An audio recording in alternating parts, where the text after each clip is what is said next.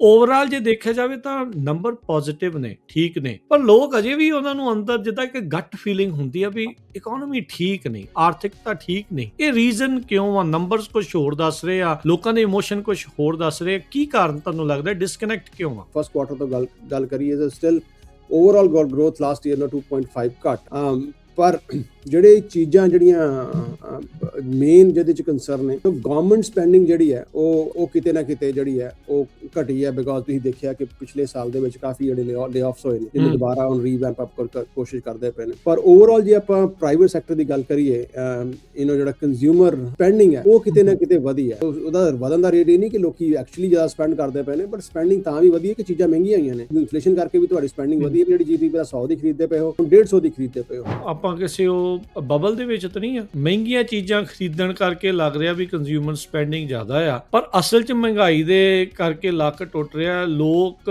ਚੀਜ਼ਾਂ ਜਿਹੜੀ ਆ ਉਹ ਮਜਬੂਰੀ ਬਣੀ ਹੋਈ ਆ ਖਰੀਦਦਾਰੀ ਜਿਹੜੀ ਉਹ ਕਰਨੀ। ਕਿਤੇ ਇਹ ਤਾਂ ਨਹੀਂ ਆ ਵੀ ਲੋਕਾਂ ਦੇ ਪੈਰਾਂ ਹੇਠੋਂ ਅਚਾਨਕ ਕਿਤੇ ਕਾਰਪਟ ਖਿੱਚ ਲਿਆ ਜਾਊਗਾ। ਸੋ ਪਹਿਲਾਂ ਜਿਹੜਾ ਜੌਬ ਲਾਸ ਹੋਇਆ, ਇਹਦੇ 'ਚ ਆਪਾਂ ਗੱਲ ਕਰੀਏ ਤੇ ਤੁਹਾਡਾ ਮੈਜੋਰਿਟੀ ਜਿਹੜੇ ਇੱਕ ਫੀਫਾ ਵਰਲਡ ਕੱਪ ਕਰਕੇ ਜਿਹੜਾ ਹਸਪਿਟੈਲਿਟੀ ਦਾ ਇੱਕ ਵੱਡੀ ਮਾਰਕੀਟ, ਲੈਜਰ ਤੇ ਹਸਪਿਟੈਲਿਟੀ ਜਿਹੜਾ ਇਹਨਾਂ ਟੂਰਿਜ਼ਮ ਆਇਆ ਹੈ, ਬਿਕਾਜ਼ ਆਫ ਦੈਟ ਉਹ ਇੱਕ ਟੈਂਪਰੇਰੀ ਜੌਬਾਂ ਕ੍ਰੀਏਟ ਹੋਈਆਂ ਹਨ, ਉਹਦੇ ਕਰਕੇ ਜਿਹੜਾ ਲਾਸ ਹੋਇਆ। So that is also contributing to that. Financial ਜਿਹੜੀ ਕੰਪਨੀਆਂ ਨੇ, ਬਿਕਾਜ਼ ਜਿਹੜਾ ਫਾਈਨੈਂਸ਼ੀਅਲ ਸਟਰਕਚਰ ਆ ਥੋੜਾ ਕਿਤੇ ਨਾ ਕਰੰਬਲ ਕਰਦਾ ਪਿਆ, ਉਹਦੇ 'ਚ ਜੌਬ ਜਿਹੜੀਆਂ ਨੇ ਤਕਰੀਬਨ 14,000 ਲੂਜ਼ ਹੋਈਆਂ ਨੇ। ਹੈਲਥ ਕੇਅਰ ਦੇ ਵਿੱਚ 22,000 ਜੌਬ ਜਿਹੜੀਆਂ ਨੇ ਪਿਛਲੀ ਵਾਰ ਐਡ ਹੋਈਆਂ ਨੇ। So this is the only reliable job engine ਜਿਹੜਾ ਇਸ ਟਾਈਮ ਚੱਲਦਾ ਪਿਆ। ਐਂਡ ਸੈਕੰਡ ਜਿਹੜਾ ਪੋਜ਼ਿਟਿਵ ਚੀਜ਼ ਹੈਗੀ ਹੈ ਕਿ ਕੰਸਟਰਕਸ਼ਨ ਦੇ ਵਿੱਚ ਅਬਾਊਟ 22,000 ਜੌਬਸ ਤੇ ਮੈਨੂਫੈਕਚਰਿੰਗ ਦੇ ਵਿੱਚ ਤਕਰੀਬਨ 5,000 ਜਿਹੜੀ ਜੌਬਾਂ ਨੇ ਉਹ ਐਡ ਹੋਈਆਂ ਨੇ। ਸੋ ਇਹ ਨਿੱਕੇ ਚੀਜ਼ਾਂ ਨੇ ਜਿਹੜੀਆਂ ਓਵਰਆਲ ਮਾਰਕੀਟ ਨੂੰ ਇੰਪੈਕਟ ਕਰਦੀਆਂ ਪਈਆਂ। ਤਿੰਨ ਸਿਨੈਰੀਓ ਹੀ ਆ, ਰੇਟ ਹਾਈ, ਰੇਟ ਹੋਲਡ ਜਾਂ ਰੇਟ ਕੱਟ। ਥੋੜਾ ਜਿਹਾ ਦੱਸਿਓ ਵੀ ਇਹ ਤਿੰਨ ਸਿਨੈਰੀਓ ਦੇ ਵਿੱਚ ਕੀ ਹੋ ਸਕਦਾ ਆ ਜਦੋਂ ਆਪਾਂ ਅਗਸਤ ਸਤੰਬਰ ਦੇ ਵਿੱਚ ਜਿਹਦੀ ਤੁਸੀਂ ਗੱਲ ਕਰ ਰਹੇ ਸੀਗੇ ਵੀ ਇਹਨਾਂ ਦੀ ਮੀਟਿੰਗ ਆ ਰਹੀ। ਜਿਹੜੀ ਹੁਣ ਜੁਲਾਈ ਦੀ ਰਿਪੋਰਟ ਆਈ ਹੈ, ਪੋਜ਼ਿਟਿਵ ਰਿਪੋਰਟ ਆਈ ਕਿ ਅਨਐਮਪਲੋਇਮੈਂਟ ਲੋ ਹੈ ਤੇ ਕੰਜ਼ਿਊਮਰ ਕੌਨਫੀਡੈਂਸ ਸਲਾਈਟਲੀ ਬੈਟਰ ਹੈ, ਇਕਨੋਮੀ ਦਾ ਵਿੱਚ ਗਰੋਥ ਹੋਇਆ। ਜੇ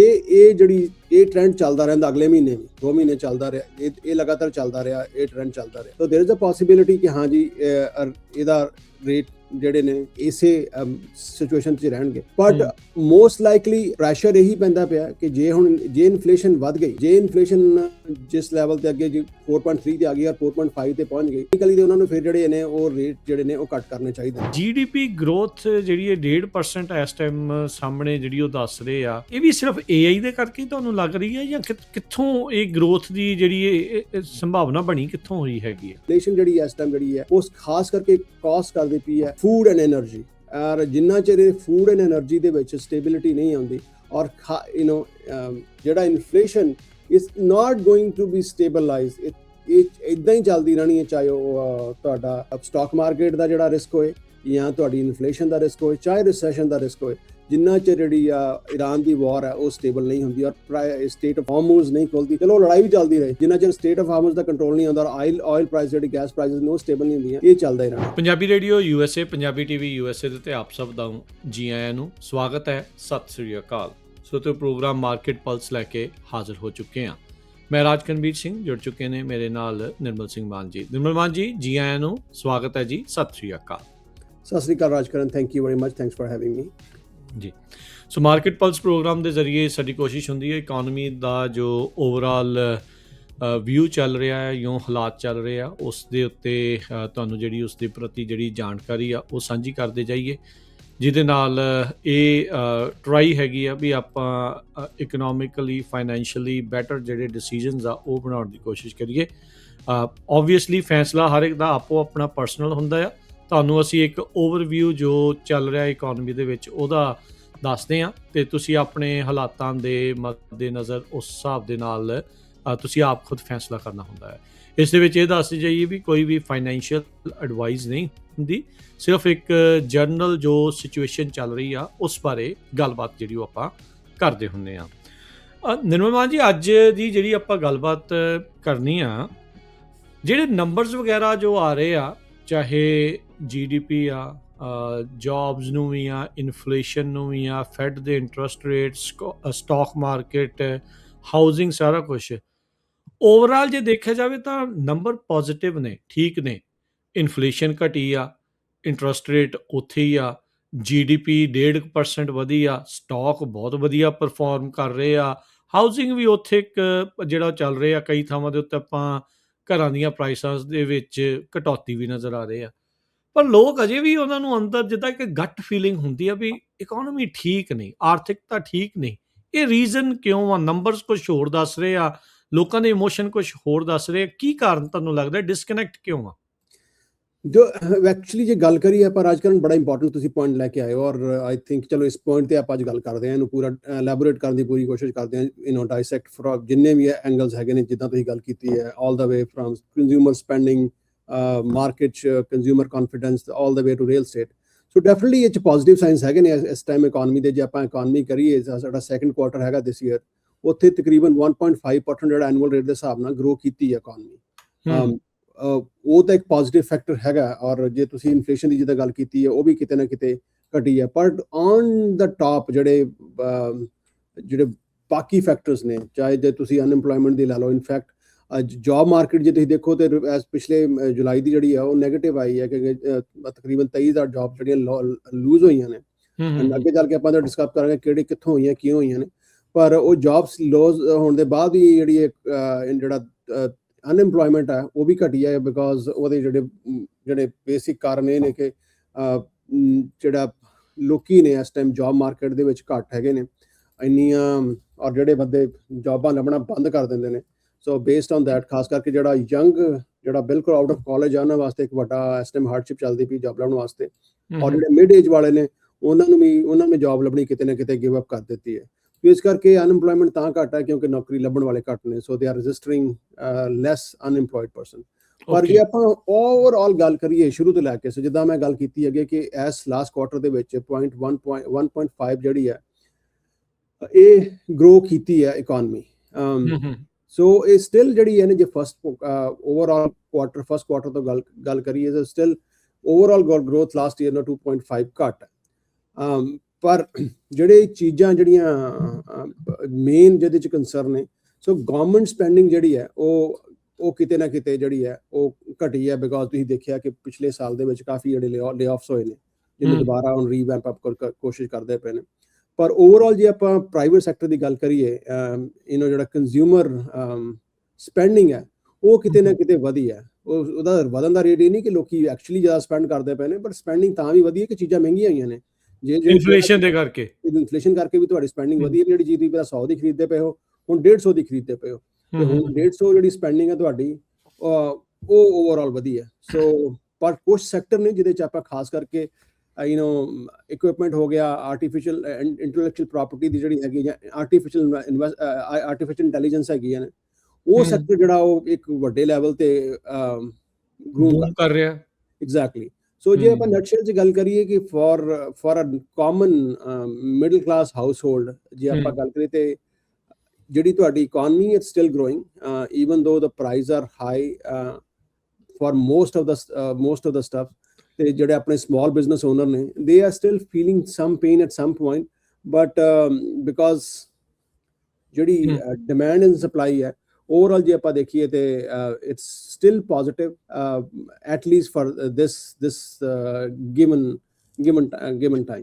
ਨਹੀਂ ਇਹ ਨਿਰਮਲ ਮਾਨ ਜੀ ਕਿਤੇ ਇਹ ਤਾਂ ਨਹੀਂ ਆਪਾਂ ਕਿਸੇ ਉਹ ਬਬਲ ਦੇ ਵਿੱਚ ਤਾਂ ਨਹੀਂ ਆ ਵੀ ਮਹਿੰਗੀਆਂ ਚੀਜ਼ਾਂ ਖਰੀਦਣ ਕਰਕੇ ਲੱਗ ਰਿਹਾ ਵੀ ਕੰਜ਼ਿਊਮਰ ਸਪੈਂਡਿੰਗ ਜ਼ਿਆਦਾ ਆ, ਪਰ ਅਸਲ 'ਚ ਮਹਿੰਗਾਈ ਦੇ ਕਰਕੇ ਲੱਕ ਟੁੱਟ ਰਿਹਾ। ਲੋਕ ਚੀਜ਼ਾਂ ਜਿਹੜੀ ਆ ਉਹ ਮਜਬੂਰੀ ਬਣੀ ਹੋਈ ਆ, ਖਰੀਦਦਾਰੀ ਜਿਹੜੀ ਉਹ ਕਰਨੀ ਸਰਵਾਈਵਲ ਨਹੀਂ ਹੈਗਾ। ਕਿਤੇ ਇਹ ਤਾਂ ਨਹੀਂ ਆ ਵੀ ਲੋਕਾਂ ਦੇ ਪੈਰਾਂ ਹੇਠੋਂ ਅਚਾਨਕ ਕਿਤੇ ਕਾਰਪਟ ਖਿੱਚ ਲਿਆ ਜਾਊਗਾ।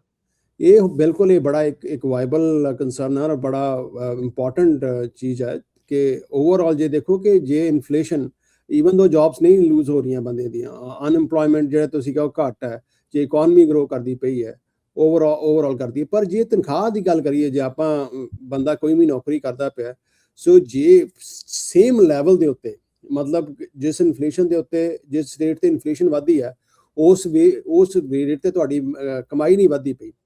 ਤੁਹਾਡੀ ਜੇ ਸੈਲਰੀ ਹੈ, ਲੈਟਸ ਸੇ ਕਿ ਉਹ ਪਿਛਲੇ ਸਾਲ ਨੂੰ ਇਸ ਸਾਲ 'ਚ 4.2% ਨਹੀਂ ਵਧੀ, ਸੋ ਟੈਕਨੀਕਲੀ ਤੁਹਾਡਾ you are at loss, because ਚੀਜ਼ਾਂ ਓਵਰਆਲ ਜਿਹੜਾ ਇਕੋਨਮੀ ਉਹ 4% ਮਹਿੰਗੀ ਹੋ ਗਈ ਹੈ, ਪਰ ਤੁਹਾਨੂੰ ਸਿਰਫ ਰੇਟ ਜਿਹੜਾ 2% ਦਾ, so technically you are losing money. So ਆਪਾਂ ਜਿਹੜਾ ਮੈਜੋਰਿਟੀ ਆਫ ਜਿਹੜਾ ਇਹਦੇ ਵਿੱਚ ਆਪਣਾ ਕੰਜ਼ਿਊਮਰ ਦੀ ਮਿਡਲ ਕਲਾਸ ਦੀ ਗੱਲ ਕਰਦੇ ਹਾਂ, they are suffering. Just the major reason hence ਦੀ ਅਫੋਰਡੇਬਿਲਟੀ ਕ੍ਰਾਈਸਿਸ।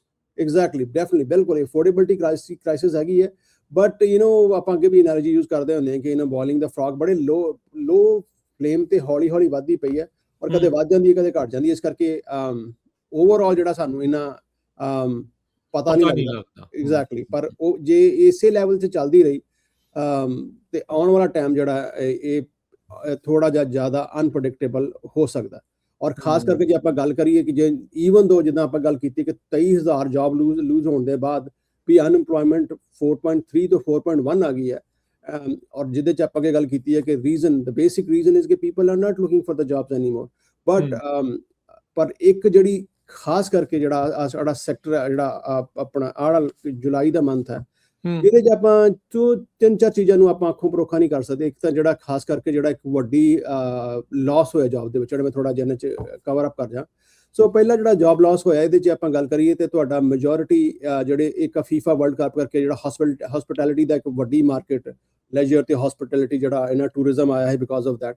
ਸੋ ਇੱਕ ਟੈਂਪਰੇਰੀ ਜੌਬਾਂ ਕ੍ਰੀਏਟ ਹੋਈਆਂ ਹਨ ਉਹਦੇ ਵਿੱਚ ਉਹਦੇ ਕਰਕੇ ਜਿਹੜਾ ਲਾਸ ਹੋਇਆ। So that is also contributing to that. Financial ਜਿਹੜੀ ਕੰਪਨੀਆਂ ਨੇ, ਬਿਕਾਜ਼ ਜਿਹੜਾ ਫਾਈਨੈਂਸ਼ੀਅਲ ਸਟਰਕਚਰ ਆ ਥੋੜਾ ਕਿਤੇ ਨੇ ਕਰੰਬਲ ਕਰਦਾ ਪਿਆ, ਉਹਦੇ 'ਚ ਜੌਬ ਜਿਹੜੀਆਂ ਨੇ ਤਕਰੀਬਨ 14,000 ਲੂਜ਼ ਹੋਈਆਂ ਨੇ। ਹੈਲਥ ਕੇਅਰ ਦੇ ਵਿੱਚ 22,000 ਜੌਬ ਜਿਹੜੀਆਂ ਨੇ ਪਿਛਲੀ ਵਾਰ ਐਡ ਹੋਈਆਂ ਨੇ। So this is the only reliable job engine ਜਿਹੜਾ ਇਸ ਟਾਈਮ ਚੱਲਦਾ ਪਿਆ। ਐਂਡ ਸੈਕਿੰਡ ਜਿਹੜਾ ਪੋਜ਼ਿਟਿਵ ਚੀਜ਼ ਹੈਗੀ ਹੈ ਕਿ ਕੰਸਟਰਕਸ਼ਨ ਦੇ ਵਿੱਚ ਅਬਾਊਟ 22,000 ਜੌਬਸ ਤੇ ਮੈਨੂਫੈਕਚਰਿੰਗ ਦੇ ਵਿੱਚ ਤਕਰੀਬਨ 5,000 ਜਿਹੜੀ ਜੌਬਾਂ ਨੇ ਉਹ ਐਡ ਹੋਈਆਂ ਨੇ। ਸੋ ਇਹ ਨਿੱਕੇ ਚੀਜ਼ਾਂ ਨੇ ਜਿਹੜੀਆਂ ਓਵਰਆਲ ਜੌਬ ਮਾਰਕੀਟ ਨੂੰ ਇੰਪੈਕਟ ਕਰਦੀਆਂ ਪਈਆਂ ਨੇ। ਪਰ ਜਿਸ ਬੰਦੇ ਕੋਲ ਇਸ ਟਾਈਮ ਜੌਬ ਹੈਗੀ ਹੈ, ਦਿਸ ਇਜ਼ ਵੈਰੀ ਇੰਪੋਰਟੈਂਟ, ਜਿੱਦਾਂ ਤੁਸੀਂ ਗੱਲ ਕੀਤੀ ਕਾਨਫੀਡੈਂਸ ਦੀ। ਸੋ ਮੈਂ ਉਹਨਾਂ ਨੂੰ ਇਹੀ ਕਹਾਂਗਾ ਕਿ ਜਨਰਲੀ ਇਸ ਟਾਈਮ ਕਿ ਜਿਹੜਾ ਤੁਹਾਡਾ ਚਾਂਸ, ਬੰਦਾ ਪੈਨਿਕ ਵੀ ਬੈਠਾ ਨਾ ਕਿ ਅੱਜ ਖਾਸ ਕਰਕੇ, ਮਤਲਬ there is always individual situation. But ਜੇ ਮੈਂ ਇਕਨੋਮੀ ਦੀ ਵੱਡੇ ਲੈਵਲ ਤੇ ਗੱਲ ਕਰਾਂ, if you have a job today, so ਜਿਹੜਾ ਤੁਹਾਡਾ ਲੂਜ਼ਿੰਗ ਅ ਜੌਬ ਜਿਹੜਾ ਆਫ ਦੈਟ ਰਿਸਕ ਜਿਹੜਾ ਹਿਸਟੋਰਿਕ ਲੋ ਹੈ, ਇਹ ਤੁਹਾਡਾ ਕਿ ਲੇ ਆਫ ਜਿਹੜੇ ਨੇ ਉਹ ਇੰਨੇ ਜ਼ਿਆਦਾ ਸਪਾਈਕ ਨਹੀਂ ਹੋ ਰਹੇ ਓਵਰਆਲ ਇੰਡਸਟਰੀ ਦੇ ਵਿੱਚ। ਆਫ ਕੋਰਸ ਕੁਛ ਐਸੀਆਂ ਸਪੈਸੀਫਿਕ ਇੰਡਸਟਰੀਜ਼ ਹੈਗੀਆਂ ਜਿੱਦਾਂ ਆਪਾਂ ਟੈਕ ਇੰਡਸਟਰੀਜ਼ ਕਹਿ ਲਈਏ, ਐਕਸੈਪਟ AI, ਜਿਹਦੇ ਵਿੱਚ ਹਰ ਮਹੀਨੇ ਲੇ ਆਫ ਹੁੰਦੇ ਰਹਿੰਦੇ ਨੇ। ਪਰ ਇਨ ਜਨਰਲ ਓਵਰਆਲ ਲੇ ਆਫਸ ਨੇ ਬਾਕੀ ਸੈਕਟਰਸ ਦੇ ਵਿੱਚ ਕਾਫੀ ਮਾਈਲਡ ਨੇ, ਕਾਫੀ ਘੱਟ ਨੇ। ਜੇ ਤੁਸੀਂ ਸੋਚੋਗੇ ਕਿ ਹਾਂ ਵੀ ਪਹਿਲੀ ਜੌਬ ਲੱਭਣੀ ਹੈ, ਸੋ that is the biggest challenge. ਮੈਂ ਤਾਂ ਕਹਾਂ ਕਿ ਜਿਹੜੀ ਅਨਇੰਪਲੋਇਮੈਂਟ ਜਿਹੜੀ ਹੈ fresh graduates, it's the highest since 2016। ਸੋ ਪਿਛਲੇ ਜੇ ਆਪਾਂ ਲਾ ਲਈਏ ਤਕਰੀਬਨ 10 ਸਾਲਾਂ ਦੇ ਵਿੱਚ ਜਿਹੜੇ ਨਵੇਂ ਬੱਚੇ ਗ੍ਰੈਜੂਏਟ ਕਰਦੇ ਨੇ, ਮਤਲਬ ਮੈਂ ਪਰਸਨਲੀ ਐਸੇ ਬੱਚਿਆਂ ਨੂੰ ਜਾਣਨਾ ਜਿਨ੍ਹਾਂ ਨੇ graduate from Harvard, MIT and they're still looking for jobs, especially in tech sector। Let me add, ਇਹਦੇ ਵਿੱਚ ਮੈਂ ਤੁਹਾਨੂੰ ਇੱਕ ਹੋਰ ਸਿਨਾਰੀਓ ਜਿਹੜਾ ਉਹ ਐਡ ਕਰਦਾ ਹਾਂ। ਜੀ ਟੈਕ ਇੰਡਸਟਰੀ ਦੇ ਬਹੁਤ ਸਾਰੇ ਜਿਹੜੇ ਮੇਰੇ ਫਰੈਂਡ ਆ ਜਿਹੜੇ ਮਿਡ ਲੈਵਲ ਮੈਨੇਜਮੈਂਟ ਤੇ ਆ, ਜੀ ਉਹ ਇਸ ਟਾਈਮ ਇੰਨੇ ਘਬਰਾਏ ਹੋਏ ਆ ਬਿਕੋਜ਼ ਆਫ ਜਿਹੜਾ AI ਦੇ ਨਾਲ ਚੱਲਦੇ ਆ, ਤੇ ਜਿੰਨੀਆਂ ਵੀ ਕੰਪਨੀਜ਼ ਆ ਉਹ ਆਪਣੀ ਰੋਡ ਮੈਪ ਆ ਉਹਨੂੰ ਚੇਂਜ ਕਰ ਚੁੱਕੀਆਂ ਆ, ਉਹਨਾਂ ਨੇ ਬਦਲ ਰਹੇ ਆ ਰਾਹ। ਤੇ ਮਿਡ ਲੈਵਲ ਮੈਨੇਜਮੈਂਟ ਦੇ ਲੋਕਾਂ ਦੇ ਲਈ ਜੌਬ ਦੁਬਾਰਾ ਲੱਭਣੀ ਨਾਮੁਮਕਿਨ ਜਿਹਾ ਹਿਸਾਬ ਹੁੰਦਾ ਆ। ਉਹ ਨਾ ਵਿਚਾਰੇ ਇੱਧਰ ਦੇ ਨਾ ਉਹ ਉੱਧਰ ਦੇ, ਓਨੀ ਤਨਖਾਹ ਨਵੀਂ ਜੌਬ 'ਚ ਉਹਨਾਂ ਨੂੰ ਲੱਭਣੀ ਨਹੀਂ, ਉਹ ਲੈਵਲ ਨਹੀਂ ਜਿਹੜਾ ਉਹ ਲੱਭਣਾ, ਤੇ ਮੈਨੇਜ ਕਰਨਾ ਦੂਜੇ ਲੋਕਾਂ ਨੂੰ ਉਹ ਹੋਰ ਵੀ ਜ਼ਿਆਦਾ ਉਸ ਤੋਂ ਔਖਾ ਹੁੰਦਾ, ਜਦੋਂ ਖਾਸ ਕਰਕੇ ਤੁਹਾਡੀ ਇੱਕ ਟੀਮ ਪਹਿਲੋਂ ਬਣੀ ਹੁੰਦੀ ਆ। ਸੋ ਮੇਰੀ ਬਹੁਤ ਵਾਰੀ ਉਹਨਾਂ ਦੇ ਨਾਲ, ਇਹ ਲੋਕਾਂ ਦੇ ਨਾਲ ਗੱਲ ਹੋਈ ਆ। ਇਹ ਜਸਟ ਕੱਲਾ ਫਰੈਸ਼ ਗ੍ਰੈਜੂਏਟਸ ਹੀ ਨਹੀਂ, ਜਿਹੜੇ ਇਸ ਲੈਵਲ ਦੇ ਲੋਕ ਆ ਜਿਹਦੀਆਂ ਜੌਬ ਸਭ ਤੋਂ ਜ਼ਿਆਦਾ AI ਇਸ ਟਾਈਮ ਰਿਪਲੇਸ ਕਰ ਰਹੀ ਆ, ਅਜੇ ਉਹ ਜਿਹੜਾ ਝਟਕਾ ਆ ਉਹ ਅਜੇ ਮਾਰਕੀਟ 'ਚ ਆਪਾਂ ਨੂੰ ਦੇਖਣ ਨੂੰ ਮਿਲਣਾ ਹੈ। ਆਪਾਂ ਐਨੀਵੇਜ਼ ਆਪਾਂ ਦੇਖ ਹੀ ਰਹੇ ਹਾਂ ਵੀ ਜਿਹੜੀਆਂ multiple thousands of job cuts ਜਿਹੜੀਆਂ ਵੱਡੀਆਂ ਕੰਪਨੀਆਂ ਚਾਹੇ ਛੋਟੀਆਂ ਕੰਪਨੀਆਂ ਕਰ ਰਹੀਆਂ ਆ, ਇਹ ਜਿਹੜਾ ਇੱਕ ਲੈਵਲ ਆ ਨਾ, ਲੈਵਲ ਜਿਹੜੇ EMPLOYEES ਦਾ, ਉਹਨਾਂ ਨੂੰ ਸਭ ਤੋਂ ਵੱਡਾ ਝਟਕਾ ਜਿਹੜਾ ਉਹ ਲੱਗ ਰਿਹਾ ਇਸ ਟਾਈਮ। ਬਿਲਕੁਲ, ਜਿੱਦਾਂ ਅੱਗੇ ਮੈਂ ਗੱਲ ਕੀਤੀ ਕਿ ਜਿਹੜਾ ਮਿਡ ਏਜ ਦੇ ਵਿੱਚ ਹੈਗਾ, ਉਹਨਾਂ ਨੇ ਜੌਬਾਂ ਲੱਭਣੀਆਂ ਬੰਦ ਹੀ ਕਰ ਦਿੱਤੀਆਂ ਨੇ। ਐਗਜ਼ੈਕਟਲੀ 100% ਦੀ ਗੱਲ ਕਹੀ ਹੈ ਰਾਜਕਰਨ, ਬਿਲਕੁਲ ਸਹੀ ਗੱਲ ਹੈ। ਬਿਕੋਜ਼ ਜਿਹੜਾ ਇੱਕ 40 ਤੋਂ ਲੈ ਕੇ 50-60 ਸਾਲ ਦੇ ਵਿੱਚ ਜਿਹੜਾ ਬੰਦਾ ਵੀ ਇਸ ਟਾਈਮ ਹੈਗਾ, ਔਰ ਖਾਸ ਕਰਕੇ ਮਿਡ ਮੈਨੇਜਮੈਂਟ ਦੇ ਵਿੱਚ, ਉਹ ਜੌਬਾਂ ਕਿਤੇ ਨਾ ਕਿਤੇ, because those are more of management, project management ਜਾਂ managing the resources, onshore resources, offshore resources, managing the projects, ਉਹ ਜਿਹੜਾ ਕਿਤੇ ਨਾ ਕਿਤੇ AI ਨੇ ਕਾਫੀ ਐਫੀਸ਼ੀਐਂਟਲੀ ਟਰੈਕ ਕਰਨਾ ਸ਼ੁਰੂ ਕਰ ਦਿੱਤਾ। ਸੋ ਉਹ ਜਿਹੜੀਆਂ ਜੌਬਸ ਨੇ, ਔਰ ਈਵਨ ਜੇ ਆਪਾਂ ਲੋਅਰ ਲੈਵਲ ਤੇ ਗੱਲ ਕਰੀਏ IT ਦੇ ਵਿੱਚ, ਜਿਹੜੀ ਸਪੈਸ਼ਲ ਪ੍ਰੋਗਰਾਮਰਸ ਦੀ ਜੌਬ ਹੁੰਦੀਆਂ ਹਨ, those are highly skilled and highly paid jobs, ਉਹਨਾਂ ਦੇ ਵੀ ਫਰਕ ਪਿਆ, ਪਰ ਮਿਡ ਮੈਨੇਜਮੈਂਟ ਦੇ ਉੱਤੇ ਡੈਫੀਨਿਟਲੀ ਵੱਡਾ ਫਰਕ ਪਿਆ। ਔਰ ਆਫ ਕੋਰਸ ਇਹ ਮਿਡ ਮੈਨੇਜਮੈਂਟ ਦੀ ਇਸ਼ੂ ਚੈਲੰਜ ਇਹ ਹੈ ਕਿ ਜਦੋਂ ਪੈਂਡੈਮਿਕ ਆਈ ਉਦੋਂ ਇੱਕ ਤਾਂ ਕੰਪਨੀ ਨੂੰ ਪੈਸੇ ਨਹੀਂ ਮਿਲੇ, ਐਂਡ ਉਦੋਂ ਜਿਹੜੀ ਅੰਦਰ ਇੱਕ ਚੱਲਦੀ ਪਈ ਸੀ ਭੇਡ ਚਾਲ, ਜਿਹਦੇ 'ਚ ਉਹਨਾਂ ਨੇ ਬਹੁਤ ਸਾਰੇ ਲੋਕਾਂ ਨੂੰ ਹੋਰ ਹਾਇਰ ਕੀਤਾ, ਰਿਸੋਰਸਿਸ ਨੂੰ ਹਾਇਰ ਕੀਤਾ, ਔਰ ਇੱਕ ਦੂਜੇ ਨਾਲ ਕੰਪਨੀਆਂ ਨੇ ਵੱਧ ਚੜ੍ਹ ਕੇ ਮੈਟਾ, ਗੂਗਲ, ਜਿੰਨੀਆਂ ਵੀ ਫੈਨ ਕੰਪਨੀਜ਼ ਨੇ ਇੱਕ ਦੂਜੇ ਨਾਲ ਅੱਗੇ ਤੋਂ ਅੱਗੇ ਵੱਧ ਕੇ ਉਹਨਾਂ ਨੂੰ ਐਕਸਟਰਾ ਪੈਸੇ, ਐਕਸਟਰਾ ਬੋਨਸਿਸ ਦੇ ਕੇ ਹਾਇਰ ਕੀਤਾ। ਸੋ ਉਹ ਤੇ ਪਹਿਲਾਂ ਤੇ ਉਹ ਕੱਟ ਆਫ ਹੋ ਹੁੰਦੇ ਪਏ ਨੇ, ਜਿੱਥੇ ਸੈਲਰੀ ਔਨ ਐਵਰੇਜ ਮੰਨ ਲਓ ਕਿ 2 ਲੱਖ ਹੀ, ਉੱਥੇ 4-4 ਲੱਖ ਵੀ ਸੈਲਰੀ ਸੀ। ਸੋ ਜੇ ਬੰਦਾ ਕੋਈ ਐਕਸਪੈਕਟ ਕਰੇ ਕਿ ਉਹ ਸੈਲਰੀਜ਼ ਉਹਨਾਂ ਨੂੰ ਮਿਲਣੀਆਂ ਨੇ, that is very highly unlikely, because ਜਿਸ ਸੈਲਰੀ ਤੇ ਉਹਨਾਂ ਨੇ ਇੱਕ ਮਿਡ ਮੈਨੇਜਮੈਂਟ ਦਾ ਬੰਦਾ ਲੈ ਕੇ ਆਉਣਾ, ਉਹਦੇ ਤੇ 3 ਜਾਂ 4 ਬੰਦੇ ਨਾਰਮਲ ਜਿਹੜੇ ਨੇ ਫਰੈਸ਼ ਗ੍ਰੈਜੂਏਟਸ ਨੇ ਉਹ ਆ ਜਾਣੇ ਨੇ, ਔਰ ਉਹੀ ਜੇ ਆਊਟਸੋਰਸ ਕਰ ਦੋ ਤਾਂ ਉੱਥੇ 10 ਆ ਜਾਣੇ। ਐਗਜ਼ੈਕਟਲੀ, ਉਹ ਬਿਲਕੁਲ ਉੱਥੇ 10 ਆ ਜਾਣੇ ਨੇ। ਔਰ ਉਹਦੇ ਬਾਅਦ ਦੇਖੋ ਇਹ ਹੈ ਕਿ ਜੌਬਸ ਟੋਟਲੀ ਐਲੀਮੀਨੇਟ ਨਹੀਂ ਹੋਈਆਂ, ਪਰ ਇੱਕ ਲਾਰਜ ਚੰਕ ਜਿਹੜੀਆਂ ਨੇ ਉਹ ਖਤਮ ਹੁੰਦੀਆਂ ਪਈਆਂ ਨੇ। ਔਰ majority of, you're right, majority of the mid management, anyone if you're 40 to 60, ਖਾਸ ਕਰਕੇ IT ਇੰਡਸਟਰੀ ਦੇ ਵਿੱਚ it's very difficult to find a job if you lose a job। ਔਰ ਇਹਦਾ ਫੈਕਟਰ ਤੇ ਆਉਣ ਵਾਲੇ ਟਾਈਮ ਦੇ ਵਿੱਚ ਪੈਂਦਾ ਪਈ ਹੈ। ਪਰ ਇਹ ਹੈ ਕਿ ਜਿਹੜਾ ਕੋਈ ਇਸ ਟਾਈਮ ਜੌਬ ਹੈਗੀ ਹੈ throughout this situation, I think they should be okay. So ਇਹ ਬਾਕੀ ਆਉਣ ਵਾਲੇ ਜਿਹੜੇ 2-3 ਮਹੀਨੇ ਨੇ ਹੋਰ ਬੜੇ ਕ੍ਰੂਸ਼ਲ ਨੇ, ਬਿਕਾਜ਼ ਸਮਰ ਓਵਰ ਹੋ ਗਈ and now things are back on track. ਔਰ ਜਿਹੜਾ ਅੱਗੇ ਆਪਾਂ ਜਾ ਗੱਲ ਕਰਾਂਗੇ ਕਿ 2 ਮਹੀਨੇ ਕਿਉਂ ਇੰਪੋਰਟੈਂਟ ਨੇ, ਅਗਸਤ ਐਂਡ ਸੈਪਟੈਂਬਰ, ਬਿਕਾਜ਼ ਸੈਪਟੈਂਬਰ ਦੇ ਵਿੱਚ ਦੁਬਾਰਾ ਦੇयर इज ਅਨਦਰ ਫੈਡ ਮੀਟਿੰਗ ਜਿੱਥੇ ਉਹਨਾਂ ਨੇ ਰੇਟ ਇੰਕਰੀਜ਼ ਕਰਨਾ ਜਾਂ ਡਿਕਰੀਜ਼ ਕਰਨਾ। ਫਾਈਨੈਂਸ਼ੀਅਲ ਈਅਰ ਅਕਤੂਬਰ 'ਚ ਸ਼ੁਰੂ ਹੋਣਾ, ਸੋ ਤੋਂ ਪਹਿਲਾਂ 2 ਮਹੀਨੇ ਇੰਪੋਰਟੈਂਟ ਵੈਸੇ ਰਹਿੰਦੇ ਆ।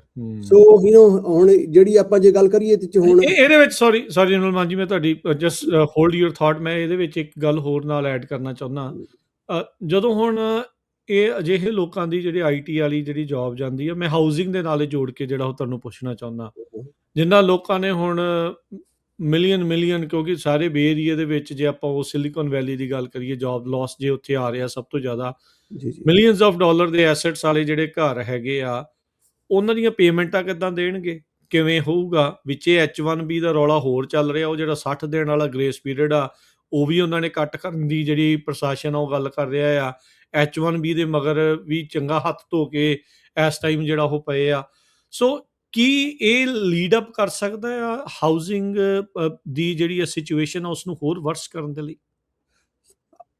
every factor is going to be very important unfortunately, ਔਰ ਇਹ ਡੈਫੀਨਿਟਲੀ ਔਰ ਇਹਦਾ ਜਿਹੜਾ ਜ਼ਿਆਦਾ ਇੰਪੈਕਟ ਹੈ ਨਾ ਉਹ ਅਗਲੀ ਫੈਡ ਮੀਟਿੰਗ ਤੋਂ ਜ਼ਿਆਦਾ ਪਤਾ ਲੱਗਣਾ। ਔਰ ਦੇਖੋ ਅੱਗੇ ਵੀ ਆਪਾਂ ਇਹਦੇ ਬਾਰੇ ਮਲਟੀਪਲ ਸੀਰੀਜ਼ ਆਫ ਪ੍ਰੋਗਰਾਮ ਕੀਤੇ ਨੇ ਕਿ ਜੇ when you ones you are doing well, ਤੁਹਾਨੂੰ ਕਿੰਨੇ ਮਹੀਨੇ ਦਾ ਰਿਜ਼ਰਵ ਹੋਣਾ ਚਾਹੀਦਾ।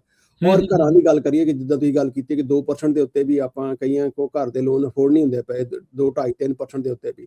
ਬਟ ਜੇ ਮਾਰਕੀਟ ਆ ਸਟੇਬਲ ਹੈਗੀ ਹੈ, ਜੇ ਉਹ ਰੇਟ 2-2.5% ਇਨਫਲੇਸ਼ਨ ਦੇ, ਜਦੋਂ ਖਾਸ ਕਰਕੇ ਪੈਂਡੈਮਿਕ ਜਿਹੜੇ ਗਵਰਨਮੈਂਟ ਨੇ ਸੁਪਰਫਿਸ਼ਲੀ ਰੇਟ ਡ੍ਰੌਪ ਕਰਤੇ, ਹੁਣ ਜੇ ਨਾ ਕੀਤੇ ਹੁੰਦੇ ਉਹ ਰੇਟ ਡ੍ਰੌਪ, ਤੇ ਅੱਜ ਦੀ ਇਹ ਮਾਰਕੀਟ ਤਕਰੀਬਨ 2 ਸਾਲ ਪਹਿਲਾਂ ਹੀ ਰਿਸੈਸ਼ਨ ਆਣੀ, ਕ੍ਰੈਸ਼ ਕਰ ਜਾਣੀ। ਔਰ ਹਾਊਸਿੰਗ ਮਾਰਕੀਟ ਇਸ ਕਰਕੇ ਸਟੇਬਲ ਪਈ ਹੈ ਕਿ ਐਨੀਵਨ ਜਿਹੜੇ ਬੰਦੇ ਕੋਲ ਵੀ 2-2.5-3% ਇੰਟਰਸਟ ਰੇਟ ਹੈਗਾ, ਮੈਜੋਰਿਟੀ ਆਫ ਦਮ they are not selling it, ਉਹਨੂੰ ਹੋਲਡ ਕਰਨ ਦੀ ਕੋਸ਼ਿਸ਼ ਕਰਦੇ ਪਏ ਨੇ। ਔਰ ਖਾਸ ਕਰਕੇ ਜੇ ਕਿਸੇ ਬੰਦੇ ਨੇ, ਜੇ ਖਾਸ ਕਰਕੇ ਟੈਕ ਇੰਡਸਟਰੀ 'ਚ ਹੈਗਾ, ਇਫ ਦੇ ਵਰ ਵਾਈਜ਼ ਇਨਫ ਕਿ ਉਹਨਾਂ ਨੇ ਪੈਸੇ ਸੇਵ ਕੀਤੇ ਨੇ, ਕਈਆਂ ਦੇ ਘਰ they have enough money to pay it off. ਪਰ ਜੇ ਕੁਛ ਖਾਸ ਸੈਗਮੈਂਟਸ ਇੱਦਾਂ ਦੇ ਹੋ ਸਕਦੇ ਨੇ ਬਿਜ਼ਨਸ ਦੇ ਜਾਂ ਕਿਸੇ ਡੈਮੋਗ੍ਰਾਫਿਕ ਦੇ, ਜਿਨ੍ਹਾਂ ਕੋ ਸਟਿਲ ਹੈਂਡ ਟੂ ਮਾਊਥ ਹੈ, then that can be problematic down the road. ਜੇ ਆਪਾਂ ਓਵਰਆਲ ਕੰਸਟਰਕਸ਼ਨ ਦੇ ਜਿਹੜੇ ਨਵੇਂ ਪਰਮਿਟ ਦੀ ਗੱਲ ਕਰਦੇ ਹੁੰਦੇ ਆ ਕਿ ਹਾਂ ਵੀ ਨਵੇਂ ਪਰਮਿਟ ਕਿੰਨੇ ਅਪਲਾਈ ਹੁੰਦੇ ਪਏ ਨੇ ਆਉਣ ਵਾਲੇ ਟਾਈਮ ਦੇ ਵਿੱਚ, ਉਹ ਵੀ ਘਟਦੇ ਪਏ ਨੇ। So the good thing for the housing market is still the large portion of the demand is still managed or catered ਬਾਈ ਜਿਹੜੇ ਵੀ ਤੁਹਾਡੇ ਹੈਗੇ ਨੇ ਬਿਲਡਰਸ। ਸੋ ਜਿਹੜੇ ਘਰ ਸੈਕੰਡਰੀ ਮਾਰਕੀਟ 'ਚ ਘਰ ਨੇ ਉਹ ਦੁਬਾਰਾ ਨਹੀਂ ਇਸ ਟਾਈਮ ਵਿਕਦੇ ਪਏ, ਉਹ ਕਿਉਂਕਿ there are in the market, ਪਰ ਇਸ ਟਾਈਮ ਜੇ ਆਪਾਂ ਕਰੀਏ inventory it's extremely high, overall inventory ਤੇ ਪ੍ਰਾਈਸਿਸ ਜਿਹੜੇ ਨੇ ਥਰੂ ਆਊਟ ਕੰਟਰੀ, ਜੇ ਆਪਾਂ ਇੱਕ ਮੈਂ ਤੁਹਾਨੂੰ ਚਾਰਟ ਸ਼ੇਅਰ ਕੀਤਾ ਸੀ। ਹਾਂਜੀ, ਸੋ ਓਵਰਆਲ ਜਿਹੜੇ ਦੇਖੋ ਕਿ ਪ੍ਰਾਈਸ ਜੇ ਰੇਟ ਚੱਲਦਾ ਪਿਆ ਤਕਰੀਬਨ 7% ਦੇ ਕੋਲ ਇੰਟਰਸਟ ਰੇਟ ਚੱਲਦਾ ਪਿਆ। ਔਰ ਜੇ ਆਉਣ ਵਾਲੇ ਟਾਈਮ ਦੇ ਵਿੱਚ ਔਰ ਕਿ ਉਹ ਰੇਟ ਦੇ ਕੀ ਚਾਂਸਸ ਹੈਗੇ ਨੇ, ਜੇ ਇਹ ਓਵਰਆਲ ਦੇਖੋ ਜਨਰਲੀ ਰੇਟ ਦਾ ਇੰਟਰਸਟ ਹੈ ਫੈਡ ਦੇ ਨਾਲ ਰੇਟ ਦਾ ਫਰਕ ਨਹੀਂ ਪੈਂਦਾ, ਬਿਕੋਜ਼ ਜਿਹੜਾ ਇਹਦਾ ਪਰਟੀਕੂਲਰ ਰੇਟ ਹੈਗਾ ਘਰਾਂ ਦਾ ਰੇਟ ਹੈ ਉਹ ਟ੍ਰੇਜਰੀ ਮਾਰਕੀਟ ਤੇ ਡਿਪੈਂਡ ਕਰਦਾ। ਓਵਰਆਲ ਜੇ ਆਪਾਂ ਗੱਲ ਕਰੀਏ throughout country, major chunk of country ਇਹਦੇ ਚ ਥੋੜੇ ਜਿਹੇ ਪੋਰਸ਼ਨ ਨੂੰ ਛੱਡ ਕੇ, ਬਿਕੋਜ਼ ਆਪਾਂ ਹੁਣ ਪਰਟੀਕੂਲਰ ਡੈਮੋਗ੍ਰਾਫਿਕ ਹਰ ਏਰੀਆ ਦੀ ਗੱਲ ਨਹੀਂ ਕਰ ਸਕਦੇ, ਪਰ ਨਾਰਥ ਈਸਟ ਨੂੰ ਛੱਡ ਕੇ ਥਰੂ ਆਊਟ ਦਾ ਕੰਟਰੀ ਜਿਹੜੇ ਹੈਗੇ ਨੇ ਘਰਾਂ ਦੀ ਕੀਮਤਾਂ ਡਿੱਗਦੀਆਂ ਪਈਆਂ ਨੇ। It's more of a buyers market. Buyers are ਘਰ ਜਿਹੜਾ ਔਨ ਐਵਰੇਜ 35 ਤੋਂ 45 ਦਿਨ ਮਾਰਕੀਟ 'ਚ ਰਹਿੰਦਾ ਪਿਆ। ਮਲਟੀਪਲ ਇਹ ਤਾਂ ਘਰ ਕਿਤੇ ਵੀ ਆਪਸ਼ਨ ਨਹੀਂ ਹੈਗਾ ਕਿ ਜਿੱਥੇ ਤੁਹਾਨੂੰ ਘਰ ਦੇ ਉੱਤੇ ਮਲਟੀਪਲ ਆਫਰ ਮਿਲਦੇ ਪਏ ਨੇ ਜਿੱਦਾਂ ਪਹਿਲਾਂ ਮਿਲਦੇ ਹੁੰਦੇ ਹਨ। So buyers are in much better position to buy those house. ਪਰ ਹੁਣ ਇੱਕ ਚੱਕਰ ਇਹ ਹੁੰਦਾ ਕਿ ਆਪਣਾ ਬੰਦਾ, ਕੋਈ ਵੀ ਬੰਦਾ ਅੱਜ ਕਿਸੇ ਨੇ ਘਰ ਲੈਣਾ ਤੇ ਉਹ ਸੋਚਦਾ ਕਿ ਘਰ ਮੈਂ ਲੈ ਸਕਾਂਗਾ ਨਾ ਲੈ ਲਾਂ ਕਿ ਨਾ ਲਾਂ, ਦਿਸ ਇਜ਼ ਗੁੱਡ ਟਾਈਮ। ਸੋ ਪਹਿਲੀ ਗੱਲ ਹੈ ਜਿਹੜੀ ਇੱਕ ਅਫੋਰਡੇਬਿਲਿਟੀ ਫੈਕਟਰ ਖਾਸ ਕਰਕੇ ਪੈਂਡੈਮਿਕ ਦੇ ਵਿੱਚ ਜਿਹੜਾ ਆਇਆ ਕਿ ਘਰ ਦੀ ਕੀਮਤਾਂ ਇੰਨਾ ਵੱਧ ਗਈਆਂ ਕਿ ਯੰਗ ਜਿਹੜੇ ਕਾਲਜ ਗ੍ਰੈਜੂਏਟਸ, ਫਰੈਸ਼ ਗ੍ਰੈਜੂਏਟਸ ਨੇ, ਜਿਹਨਾਂ ਨਵੀਆਂ ਨੌਕਰੀਆਂ ਲੱਗੀਆਂ ਨੇ, ਉਹ ਘਰ ਬਾਈ ਕਰ ਸਕਦੇ ਹਨ। ਉਹਨਾਂ ਦੀ ਅਨਫੋਰਚੂਨੇਟਲੀ ਅਫੋਰਡੇਬਿਲਿਟੀ ਇਨ ਮੇਜਰ ਬਿਗਰ ਸਿਟੀ ਜਿੱਥੇ ਜ਼ਿਆਦਾ ਇੰਪਲੋਇਮੈਂਟ ਹੋ ਗਈ, ਜਿੱਦਾਂ ਤੁਸੀਂ ਬੇ ਏਰੀਆ ਦੀ ਗੱਲ ਕੀਤੀ ਹੈ ਜਾਂ ਨਿਊਯਾਰਕ ਦੀ ਗੱਲ ਕਰ ਲਓ, ਜਿਹੜੇ ਵੀ ਮੇਜਰ ਫਾਈਨੈਂਸ਼ੀਅਲ ਹੱਬ ਜਿੱਥੇ ਜ਼ਿਆਦਾ ਇੰਪਲੋਇਮੈਂਟ ਹੈ, ਉੱਥੇ ਘਰਾਂ ਦੀ ਅਫੋਰਡੇਬਿਲਿਟੀ ਅੱਜ ਵੀ ਯੰਗ ਗ੍ਰੈਜੂਏਟਸ ਵਾਸਤੇ ਅਜੇ ਵੀ ਤੰਗ ਹੈਗੀ ਹੈ। ਆਈ ਥਿੰਕ ਮਾਰਕੀਟ ਪ੍ਰੋਬਬਲੀ ਜੇ ਹੋਰ ਰੀਸੈਟ ਹੁੰਦੀ ਹੈ ਟੂ ਅ ਲਾਰਜ ਐਕਸਟੈਂਟ, ਮਤਲਬ I hope it doesn't happen, but ਜੇ ਇਹ ਹੁੰਦੀ ਹੈ ਪ੍ਰੀ ਪੈਂਡੈਮਿਕ ਦੇ ਉੱਤੇ ਤੇ ਫਿਰ ਸ਼ਾਇਦ ਅਫੋਰਡੇਬਿਲਿਟੀ ਉਹਨਾਂ ਜਿਹੜੇ ਯੰਗ ਗ੍ਰੈਜੂਏਟਸ ਨੇ ਜਾਂ ਯੰਗ ਬੱਚੇ ਨੇ ਉਹਨਾਂ ਦੀ ਅਫੋਰਡੇਬਿਲਿਟੀ ਇੱਥੇ ਜ਼ਿਆਦਾ ਹੋਣੀ ਹੈ।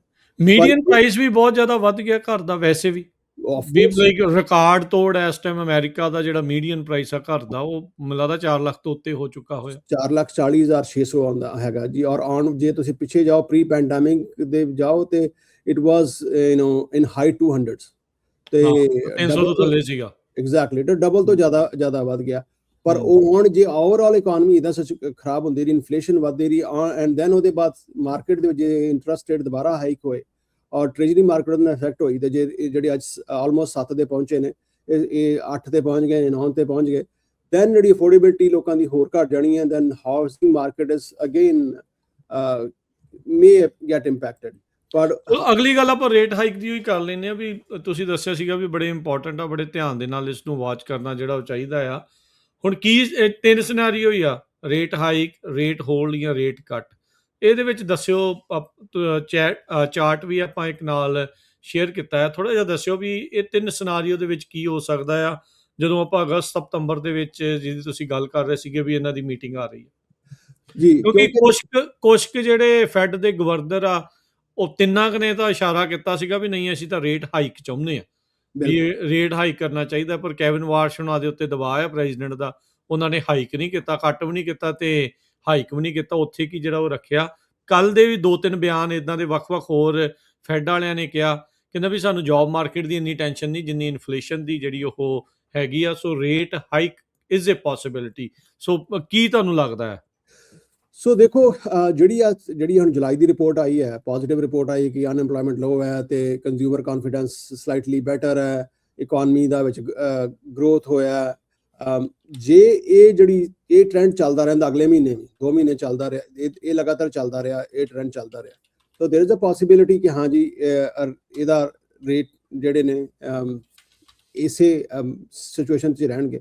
ਬਟ ਮੋਸਟ ਲਾਈਕਲੀ ਪ੍ਰੈਸ਼ਰ ਇਹੀ ਪੈਂਦਾ ਪਿਆ ਕਿ ਜੇ ਇਨਫਲੇਸ਼ਨ ਵੱਧ ਗਈ ਔਰ ਜੇ ਇਨਫਲੇਸ਼ਨ ਜਿਸ ਲੈਵਲ ਤੇ ਅੱਗੇ 4.3 ਤੇ ਆ ਗਈ ਔਰ 4.5 ਤੇ ਪਹੁੰਚ ਗਈ, ਤੇ ਟੈਕਨੀਕਲੀ ਤੇ ਉਹਨਾਂ ਨੂੰ ਫਿਰ ਜਿਹੜੇ ਨੇ ਉਹ ਰੇਟ ਜਿਹੜੇ ਨੇ ਉਹ ਘੱਟ ਕਰਨੇ ਚਾਹੀਦੇ ਨੇ। ਪਰ ਜੇ ਇੰਪਰੂਵਮੈਂਟ ਐਸਾ ਜਿੱਦਾਂ ਚੱਲਦੀ ਪਈ ਔਰ ਉਸ ਇੰਪਰੂਵਮੈਂਟ ਨੂੰ ਜੇ ਆਪਾਂ ਕਰੀਏ, ਦੇ ਕੈਨ ਆਲਸੋ ਇਹ ਸਿਨੈਰੀਓ ਲਿਆ ਸਕਦੇ ਨੇ ਕਿ ਹਾਂ ਬਈ ਆਪਾਂ ਰੇਟ ਨੂੰ ਘੱਟ ਕਰ ਦਈਏ। ਪਰ ਜੇ ਆਪਾਂ ਗੱਲ ਕਰੀਏ ਫੈਡਸ ਵੱਡੇ ਜਿਹੜੇ ਗੋਲਡਮੈਨ ਸੈਕਸ ਹੋ ਗਿਆ ਜਾਂ JP Morgan Chase, ਜਿੰਨੇ ਵੀ ਨੇ, they are, even though they're saying ਕਿ ਜੁਲਾਈ ਦਾ ਡੇਟਾ ਸਟਰੋਂਗ ਆਇਆ, but inflation is still a biggest fear factor because ਉਹ ਚੀਜ਼ਾਂ ਜੇ ਫਿਕਸ ਨਹੀਂ ਹੋਈਆਂ, the war is still going on, oil price can spike any minute। ਜੇ ਆਪਾਂ ਸਿਰਫ ਸਟਾਕ ਮਾਰਕੀਟ ਦੀ ਗੱਲ ਕਰੀਏ, ਆਫ ਕੋਰਸ ਪੋਜ਼ਿਟਿਵ ਹੈਗਾ ਉਹਦੇ ਚੋਂ, ਖਾਸ ਕਰਕੇ ਜੇ AI ਦੀ ਸਟਾਕ ਕਰੀਏ, ਬਟ ਬਾਈ ਲਾਰਜ ਨੰਬਰਸ ਜਿੰਨੇ ਵੀ ਆਪਣੇ ਫਾਈਨੈਂਸ਼ੀਅਲ ਐਕਸਪਰਟਸ ਨੇ, ਚਾਹੇ ਉਹ ਵਾਰਨ ਬਫੇ ਹੈਗਾ ਜਾਂ ਫਿਰ ਜਿਮੀ ਡੈਵਨ ਹੈਗਾ, all they saying ਕਿ ਜਿਹੜੀ ਇਹ ਮਾਰਕੀਟ ਜਿਹੜੀ ਖਾਸ ਕਰਕੇ ਜਿਹੜੀ ਸਟਾਕ ਮਾਰਕੀਟ ਚੱਲਦੀ ਪਈ ਹੈ, it's more of a gambling market. There is no real juice in those stocks. ਜਿੱਦਾਂ ਮਾਰਕੀਟ ਨੂੰ ਮੈਨੀਪੂਲੇਟ ਕਰਕੇ, ਚਾਹੇ ਉਹ ਆਪਣਾ ਸਪੇਸ ਐਕਸ ਦੇ ਸਟਾਕ ਹੋਣ, ਚਾਹੇ ਉਹ ਤੁਹਾਡੀ ਐਵਰੀ ਫਰਾਈਡੇ ਪ੍ਰੈਜ਼ੀਡੈਂਟ ਟਰੰਪ ਕਹਿ ਦੇਣ ਹਾਂਜੀ ਆ ਵਾਰ ਬੰਦ ਹੋ ਗਈ ਹੈ, ਮੰਡੇ ਨੂੰ ਦੁਬਾਰਾ ਸ਼ੁਰੂ ਹੋ ਗਈ ਹੈ, ਮਾਰਕੀਟ ਨੂੰ ਮੈਨੀਪੂਲੇਟ ਕਰਕੇ stock price ਵਧਾਏ ਜਾਂ ਘਟਾਏ ਜਾ ਰਹੇ ਨੇ। other than that I think there is no actual juice in that market, so real scenario, the best case scenario for both I think ਜੇ ਰੇਟ ਨੂੰ ਸਟੇਬਲ ਰੱਖਣ। ਪਰ ਜਿੱਦਾਂ ਅੱਗੇ ਮੈਂ ਕਿਹਾ ਕਿ ਜਿਹੜਾ ਰੇਟ ਜਿਹੜਾ ਆਪਣਾ ਜਿਹੜਾ ਘਰਾਂ ਦਾ ਰੇਟ ਹੈ, that doesn't really depends on ਇਸ ਰੇਟ ਦੇ ਉੱਤੇ, that really depends on 10-year treasury yield। ਪਰ ਜੇ ਰੇਟ ਹਾਈਕ ਹੁੰਦੇ ਨੇ, ਉਹਦੇ ਨਾਲ ਕ੍ਰੈਡਿਟ ਕਾਰਡਾਂ ਦੇ ਰੇਟ ਹਾਈ ਹੋਣੇ ਨੇ, ਉਹਦੇ ਨਾਲ ਕਾਰ ਜਿਹੜੀ ਕਾਰਾਂ ਦੇ ਲੋਨ ਲੈਣੇ ਉਹਨਾਂ ਦੇ ਰੇਟ ਹਾਈ ਹੋਣੇ ਨੇ। ਬਟ ਪੋਜ਼ਿਟਿਵ ਫੈਕਟਰ ਇਹ ਵੀ ਹੁੰਦਾ, ਜਿਸ ਬੰਦੇ ਕੋ ਆਪਾਂ ਅੱਗੇ ਵੀ ਕਹਿੰਦੇ ਹਾਂ ਕਿ ਜੇ 2 4 5 6 ਮਹੀਨੇ ਦੀ ਸੇਵਿੰਗਸ ਹੈਗੀਆਂ ਨੇ, ਸੋ ਸੀਡੀਜ਼ ਹੋ ਗਈਆਂ ਜਾਂ ਲੌਂਗ ਟਰਮ ਸੇਵਿੰਗ ਦੇ ਨੇ, ਉਹਨਾਂ ਦੇ ਰੇਟ ਵੀ ਵਧਣੇ ਨੇ। ਸੋ if you have positive cash with you, ਤਾਂ ਜਿਹੜਾ ਤੁਹਾਡਾ ਕੋਲ ਜਿਹੜਾ ਬੈਂਕ 'ਚ ਪੈਸਾ ਪਿਆ, ਤੁਹਾਨੂੰ ਰਿਟਰਨ ਵੀ ਜ਼ਿਆਦਾ ਮਿਲਣਾ, and that's the safest return you can have because ਜੀ। ਹਾਂਜੀ, ਇੱਥੇ ਇਹ ਦੱਸਿਓ ਨਿਰਮਲ ਮਾਨ ਜੀ ਵੀ ਇਹ ਕੀ ਕਾਰਨ ਆ, ਸਟਾਕ ਵੀ ਉੱਤੇ ਆ ਤੇ ਯੀਲਡ ਵੀ ਉਹਦੀ ਉੱਤੇ ਆ, ਲਾਈਕ ਹਾਊ ਇਜ਼ ਦਿਸ? ਨਹੀਂ ਤਾਂ ਇਹ ਇਨਵਰਸਲੀ ਪ੍ਰਪੋਰਸ਼ਨਲ ਜ਼ਿਆਦਾਤਰ ਦੇਖੇ ਜਾਂਦੇ ਵੀ ਜਦੋਂ ਸਟਾਕ ਜ਼ਿਆਦਾ ਤਾਂ ਜਾ ਰਹੇ ਹੁੰਦੇ ਆ, 10-year ਯੀਲਡ ਥੱਲੇ ਨੂੰ ਜਾ ਰਹੀ ਹੁੰਦੀ ਆ, ਹੁਣ ਉਹ ਵੀ ਹਾਈ ਆ, ਸਟਾਕ ਵੀ ਹਾਈ ਆ, ਵਾਟ ਇਜ਼ ਗੋਇੰਗ ਔਨ? ਇਹਨੂੰ ਅੰਡਰਸਟੈਂਡ ਕਿੱਦਾਂ ਕਰਨਾ ਹੈ? ਬਿਕੋਜ਼ ਦੇਖੋ ਹੁਣ ਓਵਰਆਲ ਜਿੱਦਾਂ ਆਪਾਂ ਗੱਲ ਕੀਤੀ ਹੈ ਕਿ ਈਵਨ ਦੋ ਸਟਾਕਸ ਹਾਈ ਜਾ ਰਹੇ ਨੇ, ਪਰ ਜਿਹੜਾ ਮੈਜੋਰਟੀ ਜਿਹੜਾ ਸੈਂਸਿਬਲ ਜਿਹੜਾ ਲੌਂਗ ਟਾਈਮ ਇਨਵੈਸਟਰ ਦੇ ਨੋ ਕਿ ਦ ਵੋਲੇਟਿਲ ਆਫ ਦ ਮਾਰਕੀਟ, ਕਿ ਹਾਂ ਵੀ ਮਾਰਕੀਟ ਦੇ ਵਿੱਚ ਇਹ these numbers, this market cannot sustain it। so 20% ਵਧਿਆ ਇੱਕ ਸਾਲ ਦੇ ਵਿੱਚ S&P, ਕਿੰਨਾ 20% ਆਲਮੋਸਟ। see exactly, so ਇੰਨਾ it's kind of unheard of, ਤੇ ਇੰਨਾ ਜ਼ਿਆਦਾ ਵਧਿਆ। ਔਰ ਉਹਦੇ ਵਿੱਚ ਜਿਹੜੇ ਗੈਂਬਲ ਕਰਦੇ ਪਏ ਨੇ ਜਿਹੜਾ ਸਿਸਟਮ ਦੇ ਵਿੱਚ, ਤੇ ਉਹ ਦੇ ਨੋ ਕਿ ਅਸੀਂ ਕਿਦਨ ਪਲੇ ਕਰਨਾ ਤੇ ਕਿਦਨ ਪੈਸੇ ਪਾਉਣੇ ਤੇ ਕਿਦਨ ਕੱਢਣੇ ਨੇ। ਤੇ ਪਰ ਜਿਹੜਾ ਓਵਰਆਲ ਜਿਹੜਾ ਬੰਦਾ, even though he's a smarter investor but he is not ready to gamble, ਉਹ ਜੇ ਆਪਾਂ ਇੱਕ ਮੈਂ ਹੋਰ ਚਾਰਟ ਤੁਹਾਡਾ ਸ਼ੇਅਰ ਕੀਤੀ ਦੇਖਿਆ ਸੀ, ਉਹਦੇ ਚ ਯੂ ਕੈਨ ਸੀ ਕਿ ਓਵਰਆਲ ਜੇ CD ਜਿਹੜੀ ਹੈ that's the most safest, and then so technically ਇਹ ਕਿ ਲੋਕੀ ਜਿੰਨੇ ਵੀ ਨੇ ਜਿਹੜੇ ਮਾਰਕੀਟ 'ਚ ਇਨਵੈਸਟ ਕਰਦੇ ਨੇ, they are diversifying। diversify ਦਾ ਮਤਲਬ ਇਹ ਕਿ ਉਹ ਆਪਣੇ ਕੁਝ ਪੈਸੇ, ਜਿੱਦਾਂ ਮੈਂ ਕਿਹਾ ਕਿ 3 ਤੋਂ 6 ਮਹੀਨੇ ਤੁਸੀਂ ਆਪਣਾ ਬਫਰ ਬਣਾ ਕੇ ਚੱਲੋ, ਆਪਣਾ ਸੇਫਟੀ ਜ਼ੋਨ ਲੈ ਕੇ ਚੱਲੋ, ਇਟਸ ਅ ਡਿਫਰੈਂਟ ਵਨ। ਤੇ ਤੁਸੀਂ ਉਹਨੂੰ, ਪਰ ਓਵਰਆਲ ਜਿਹੜਾ ਇੰਪੈਕਟ ਜਿਹੜੇ ਪਰ ਟ੍ਰੈਜਰੀ ਦੇ ਵਿੱਚ, because treasury is much safe, ਉਹ 'ਚ ਇਨਵੈਸਟ ਕਰਨਾ ਇਜ਼ ਸੇਫਰ ਦੈਨ ਆਪਣਾ stock market, because stock market is probably the most. So diversification ਕਰਕੇ ਜਿਹੜੇ ਲੋਕੀ ਇੱਧਰ ਵੀ ਇਨਵੈਸਟ ਕਰਦੇ ਪਏ ਨੇ, ਬਿਕਾਜ਼ ਆਫ ਖਾਸ ਕਰਕੇ the biggest factor is inflation ਔਰ ਜਿਹੜੀ ਮਾਰਕੀਟ ਦੀ ਅਨਸਰਟਨਟੀ ਹੈ। So people are also invested heavily in treasury and other bonds, ਉਹਦੇ ਕਰਕੇ ਜਿਹੜਾ ਯੀਲਡ ਉਹ ਵੀ ਵੱਧਦਾ ਪਿਆ ਔਰ ਸਟਾਕ ਪ੍ਰਾਈਸ ਵੀ ਵੱਧਦਾ ਪਿਆ। ਸੋ ਸਟਾਕ ਪ੍ਰਾਈਸ ਦਾ ਮੈਂ ਤਾਂ ਇਹੀ ਕਹਾਂਗਾ ਕਿ ਔਰ ਜਿਹੜੇ ਵੀ ਆਪਾਂ ਜੇ ਆਪਣੇ ਲਿਸਨਰਸ ਨੂੰ ਆਪਾਂ ਗੱਲ ਕਰੀਏ, ਜੇ ਤੁਸੀਂ ਇਨਵੈਸਟਮੈਂਟ ਕਰਨੀ ਹੈ ਤਾਂ don't really put all your eggs in one basket, specially in stock. Of course stock ਦੇ ਇਨਵੈਸਟਮੈਂਟ, ਰਿਟਰਨ ਔਨ ਇਨਵੈਸਟਮੈਂਟ ਜਿੱਦਾਂ ਤੁਸੀਂ ਹੁਣ ਕਿਹਾ ਕਿ ਪਿਛਲੇ ਸਾਲ 20% ਆਏ ਨੇ, ਉਹ ਬਹੁਤ ਜ਼ਿਆਦਾ ਹੁੰਦੇ ਪਏ ਨੇ, ਪਰ ਜਿੰਨਾ ਜ਼ਿਆਦਾ ਪ੍ਰੋਫਿਟ ਆ ਸਕਦਾ ਉਹਦਾ ਰਿਸਕ ਵੀ ਉਨਾ ਜ਼ਿਆਦਾ। ਜੇ ਕੱਲ੍ਹ ਨੂੰ ਮਾਰਕੀਟ ਕ੍ਰੈਸ਼ ਹੋਈ ਤੇ ਇਹਦੇ ਕਰਕੇ ਟ੍ਰੈਜਰੀ ਦਾ ਰਿਸਕ ਉਨਾ ਘੱਟ ਆ, ਔਰ ਡੈਫੀਨਿਟਲੀ ਕੈਸ਼ ਜਿਹੜਾ ਤੁਹਾਡਾ CDA ਨੇ ਉਹਨਾਂ ਦਾ ਰਿਸਕ ਤੇ ਆਲਮੋਸਟ ਜ਼ੀਰੋ ਹੀ ਹੈ, ਨਿਗਜੇਬਲ ਹੈ। ਸੋ ਤੁਸੀਂ ਉਸ ਹਿਸਾਬ ਨਾਲ ਆਪਣਾ ਇਸ ਕਰਕੇ ਜਿਹੜੀਆਂ ਡਿਵਰਸੀਫਾਈ ਕਰਕੇ ਸਾਰੇ ਲੋਕਾਂ ਨੇ ਇਨਵੈਸਟ ਕੀਤਾ, ਇਸ ਕਰਕੇ ਦੋਵਾਂ ਪਾਸੇ ਮਨੀ ਮਾਰਕੀਟ ਯੀਲਡ ਵੀ ਵੱਧਦੀ ਪਈ ਹੈ ਔਰ ਦੂਜਾ ਇੱਧਰੋਂ ਤੁਹਾਡੀ ਸਟਾਕ ਪ੍ਰਾਈਸ ਵੀ ਵੱਧਦਾ ਪਿਆ। ਸੋ ਇਹ ਸਾਰੀਆਂ ਚੀਜ਼ਾਂ ਇਸ ਟਾਈਮ ਚੱਲ ਰਹੀਆਂ ਹੈਗੀਆਂ ਆ, ਤੇ ਇਹ ਸਾਰੇ ਕਾਸੇ ਦੇ ਵਿੱਚ ਤੁਸੀਂ ਹੋਰ ਕੀ ਜਿਹੜਾ ਉਹ ਦੇਖਦੇ ਆ ਵੀ ਇਹ ਕਿਸ ਪਾਸੇ ਵੱਲ ਨੂੰ ਜਿਹੜਾ ਉਹ ਜਾਣ ਦੀ ਜਿਹੜੀ ਉਹ ਸੰਭਾਵਨਾ ਜਿਹੜੀ ਉਹ ਹੈਗੀ ਆ? GDP ਗਰੋਥ ਜਿਹੜੀ ਇਹ 1.5% ਇਸ ਟਾਈਮ ਸਾਹਮਣੇ ਜਿਹੜੀ ਉਹ ਦੱਸ ਰਹੇ ਆ, ਇਹ ਵੀ ਸਿਰਫ AI ਦੇ ਕਰਕੇ ਤੁਹਾਨੂੰ ਲੱਗ ਰਹੀ ਹੈ ਜਾਂ ਕਿੱਥੋਂ ਇਹ ਗਰੋਥ ਦੀ ਜਿਹੜੀ ਇਹ ਸੰਭਾਵਨਾ ਬਣੀ ਕਿੱਥੋਂ ਹੋਈ ਹੈਗੀ ਆ? ਸੀ ਓਵਰਆਲ ਇਹ ਜਿੱਦਾਂ ਮੈਂ ਗੱਲ ਕਿਹਾ ਕਿ ਜਿੰਨੀਆਂ ਵੀ ਇਕਵਿਪਮੈਂਟ ਔਰ ਖਾਸ ਕਰਕੇ ਇੰਟੈਲੈਕਚੁਅਲ ਪ੍ਰਾਪਰਟੀ ਕੰਪਨੀਜ਼ ਨੇ ਔਰ AI, that's a major driving factor, one of the biggest factor। ਪਰ ਜੇ ਆਪਾਂ ਗੱਲ ਕਰੀਏ ਅੱਜ ਸਵੇਰ ਦੀ ਗੱਲ ਕਰੀਏ ਕਿ ਕੰਜ਼ਿਊਮਰ ਪ੍ਰਾਈਸ ਇੰਡੈਕਸ ਜਿਹੜਾ ਬਿਊਰੋ ਆਫ ਲੇਬਰ ਸਟੈਟਿਸਟਿਕਸ ਕਰਦੀ ਹੈ, ਸੋ ਉਹਦੇ 'ਚ ਐਕਚੁਅਲੀ ਵਾਟ ਯੂ ਰੀਅਲੀ ਸੀ ਕਿ ਜਿਹੜੇ ਤੁਹਾਡੇ ਗੁੱਡਸ ਨੇ ਉਹਨਾਂ ਦੇ ਜਿਹੜੇ ਪ੍ਰਾਈਸ ਨੇ, ਸੋ ਦੈਟਸ 1/10% ਰਾਈਜ਼ ਕੀਤੇ ਨੇ ਜੁਲਾਈ ਦੇ overall. So over past 12 months the prices are up by 0.75% overall ਜਿਹੜੇ ਨੇ ਉਹ ਵਧੇ ਨੇ, which is slightly down from last May। so overall ਜਿਹੜੀ ਇਨਫਲੇਸ਼ਨ ਹੈ ਇਹਦੇ ਵਿੱਚ ਜਿਹੜੀ ਦੋ ਮੇਨ ਫੈਕਟਰ, ਜਿਹੜੇ ਸਭ ਤੋਂ ਮੇਜਰ ਫੈਕਟਰ ਜਿਹਨੂੰ ਆਪਾਂ ਇਹਨਾਂ ਨੂੰ ਜੇ ਆਪਾਂ ਲੇਮਨ ਟਰਮਸ ਵਿੱਚ ਕਹਿਣਾ ਪਏ ਤਾਂ ਕਹਿ ਸਕਦੇ ਹਾਂ ਕਿ ਇਨਫਲੇਸ਼ਨ ਜਿਹੜੀ ਇਸ ਟਾਈਮ ਜਿਹੜੀ ਹੈ ਉਹ ਖਾਸ ਕਰਕੇ ਕਾਸਟ ਕਰਦੀ ਪਈ ਹੈ ਫੂਡ ਐਂਡ એનર્ਜੀ। ਔਰ ਜਿੰਨਾ ਚਿਰ ਫੂਡ ਐਂਡ એનર્ਜੀ ਦੇ ਵਿੱਚ ਸਟੇਬਿਲਿਟੀ ਨਹੀਂ ਆਉਂਦੀ ਔਰ ਜਿਹੜਾ inflation is not going to be stabilized, ਇਹ ਇਦਾਂ ਹੀ ਚੱਲਦੀ ਰਹਿਣੀ ਹੈ, ਚਾਹੇ ਉਹ ਤੁਹਾਡਾ ਸਟਾਕ ਮਾਰਕੀਟ ਦਾ ਜਿਹੜਾ ਰਿਸਕ ਹੋਏ ਜਾਂ ਤੁਹਾਡੀ ਇਨਫਲੇਸ਼ਨ ਦਾ ਰਿਸਕ ਹੋਏ, ਚਾਹੇ ਰਿਸੈਸ਼ਨ ਦਾ ਰਿਸਕ ਹੋਏ। ਜਿੰਨਾ ਚਿਰ ਜਿਹੜੀ ਈਰਾਨ ਦੀ ਵਾਰ ਹੈ ਉਹ ਸਟੇਬਲ ਨਹੀਂ ਹੁੰਦੀ ਔਰ ਸਟੇਟ ਆਫ ਹਾਰਮੋਜ਼ ਨਹੀਂ ਖੁੱਲਦੀ, ਚਲੋ ਲੜਾਈ ਵੀ ਚੱਲਦੀ ਰਹੇ, ਜਿੰਨਾ ਚਿਰ ਸਟੇਟ ਆਫ ਹਾਰਮੋਜ਼ ਦਾ ਕੰਟਰੋਲ ਨਹੀਂ ਆਉਂਦਾ ਔਰ ਆਇਲ ਪ੍ਰਾਈਸ ਜਿਹੜੀ ਗੈਸ ਪ੍ਰਾਈਸਿਸ ਨੇ ਉਹ ਸਟੇਬਲ ਨਹੀਂ ਹੁੰਦੀਆਂ, ਇਹ ਚੱਲਦਾ ਹੀ ਰਹਿਣਾ। ਔਰ ਬਸ ਜਿਹੜਾ ਬਿਗੇਸਟ ਅਦਰ ਫੈਕਟਰ ਹੈ ਜਿਹੜੇ ਹਾਊਸਿੰਗ ਦੇ ਵਿੱਚ ਖਾਸ ਕਰਕੇ ਰੈਂਟ ਇੰਕਰੀਜ਼ ਹੈ ਜੁਲਾਈ ਦੇ ਵਿੱਚ, ਉਹ ਵੀ ਸਿਗਨੀਫੀਕੈਂਟਲੀ ਹਾਈ ਹੋਇਆ। ਫੂਡ ਪ੍ਰਾਈਸਿਸ ਨੇ ਅਪ ਬਾਈ 3%। ਤਾਂ ਹੀ ਤਾਂ ਫਿਰ ਕੰਜ਼ਿਊਮਰ ਪ੍ਰਾਈਸ ਜਿਹੜੀ ਸਪੈਂਡਿੰਗ ਉਹ ਵਧੀ ਹੈ ਕਿਉਂਕਿ ਸਾਰੀ ਚੀਜ਼ਾਂ ਮਹਿੰਗੀਆਂ। 3% ਏਅਰ ਫੇਅਰਸ ਤੇ ਮੈਡੀਕਲ ਕੇਅਰ ਜਿਹੜੀ ਆ ਜੁਲਾਈ ਦੇ ਵਿੱਚ ਉਹ ਅਬਾਊਟ 3 to 4% ਉਹ ਇੰਕਰੀਜ਼ ਕੀਤੀ ਹੈ। ਰੀਸੈਂਟਲੀ ਤੁਸੀਂ ਮੈਡੀਕਲ ਹੈਲਥ ਦੀ ਗੱਲ ਕੀਤੀ ਆ, ਇੰਨੇ ਕਿ ਜ਼ਿਆਦਾ ਆਰਟੀਕਲ ਇਸ ਟਾਈਮ ਆਪਾਂ ਦੇਖ ਰਹੇ ਹਾਂ ਵੀ ਮੈਡੀਕੇਅਰ ਦੇ ਜਿਹੜੇ $1 ਟ੍ਰਿਲੀਅਨ ਦੇ ਕੱਟ ਦੇ ਨਾਲ ਸਮੱਸਿਆਵਾਂ ਕਾਫੀ ਜ਼ਿਆਦਾ ਜਿਹੜੀਆਂ ਉਹ ਉਲਝਣ ਜਾ ਰਹੀਆਂ। ਕਈ ਜਿਹੜੀਆਂ ਹਸਪਤਾਲਾਂ ਨੂੰ ਤਾਂ ਆਪਣੇ ਕਈ ਸਰਵਿਸਿਜ਼ ਬੰਦ ਕਰਨੀਆਂ ਪੈਣਗੀਆਂ।